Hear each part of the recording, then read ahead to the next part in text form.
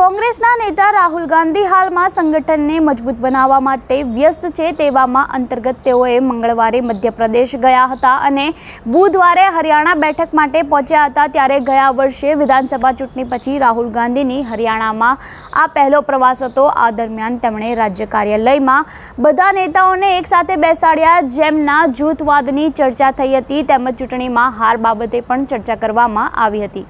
પરંતુ ચૂંટણીમાં થયેલી હાર વિશે કોઈએ પણ ખુલીને વાત કરી ન હતી, પરંતુ હુડ્ડા આનાથી દુઃખિત થયા હતા તેવું લાગી રહ્યું હતું અને કટાક્ષભર્યા સ્વરમાં તેમણે કહ્યું કે જીતના 100 બાપ હોય છે પરંતુ હારનો કોઈ નથી। પરંતુ રાહુલ ગાંધીએ હુડ્ડાના નિવેદનોને પોતાની શૈલીમાં જવાબ આપ્યો અને કહ્યું કે જે કંઈ પણ થઈ રહ્યું છે તેનો હું જ બાપ અને દાદા છું, દરેક વસ્તુ માટે હું જ જવાબદાર છું। ત્યારે આપનું રાહુલ ગાંધી દ્વારા કહેવામાં આવેલા નિવેદન અંગે શું કહેવું છે અમને કમેન્ટ બોક્સમાં આપના મંતવ્યો જરૂરથી જણાવજો અને આવા વધુ અપડેટ માટે જોડાયેલા રહો નવજીવન ન્યૂઝ સાથે।